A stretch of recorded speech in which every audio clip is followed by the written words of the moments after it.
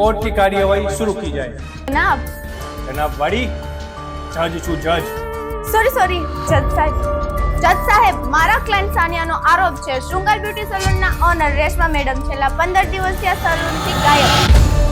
જજ સાહેબ, અમે માની છીએ કે અમારા ક્લાયન્ટ 15 દિવસ ત્યાં ગેરહાજર હતા, તો સાનિયા મેડમને તકલીફ શું પડી? સાહેબ પોલીસનો બંદોબસ્ત કરજો નકર આ મેડમ ને બાજી પડશે। મારી પાસે તો તકલીફ તો તકલીફની વાત કરો છો? મારા ક્લાયન્ટને શું તકલીફ નથી પડી એ એનાથી પૂછો, બોલો। જજ સાહેબ, મારી તકલીફની હું શું વાત કરું? આ મેડમ ન હોવાના લીધે મારો eyebrow, upper lips, waxing, facial, સાઇનર બધી સર્વિસો મારી બાકી રહી ગઈ છે। એટલું જ નહીં જજ સાહેબ, મને ખબર છે મારા ક્લાયન્ટના સિસ્ટરની મેરિટ ડેટ બી ચેન્જ કરવી પડી કેમ કે એ દિવસે મેડમ હેરસ્ટાઈલ અને મેકઅપ માટે હાજર નહોતા। સાહેબ, તમે એક કહેવત સાંભળી હશે, પ્રેક્ટિસ મેક્સ પરફેક્ટ। જજ સાહેબ, આ પરફેક્શન માટે જ હું છેલ્લા 15 દિવસથી શૃંગારમાંથી ગાયબ હતો। જજ સાહેબ, મેં હેર કેમિકલ ટ્રીટમેન્ટમાં અને હેર કટમાં પ્રોફેશનલી માસ્ટર એજ્યુકેશન મેળવ્યું છે।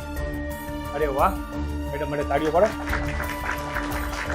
હવેથી શૃંગારમાં હેર કેમિકલ ટ્રીટમેન્ટમાં hair spa, keratin, Botox, nanoplastia, smoothening, rebonding, flex જેવી ટ્રીટમેન્ટ્સ અવેલેબલ છે અને હેર કટમાં straight cut, U cut, V cut, step cut, layers cut, wolf cut, Hollywood cut, signature by Shringar cut, આ બધા જ હેર કટમાં આપણે master થઈ ગયા છીએ।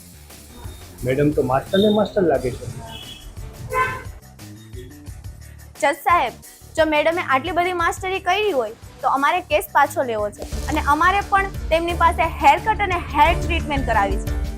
મેડમ, તમારી ઓપોનન્ટે તમારો કેસ પાછો લઈ લીધો છે એટલે તમને બા ઇજ્જત ભરી કહી દેવામાં આવે છે, પણ એક શરત ઉપર તમારે મારા ગંગાને 50% ડિસ્કાઉન્ટ દેવું પડશે। જોયું જજ સાહેબ, અમે બેકસૂર હતા, અમે કેસ જીતી ગયા।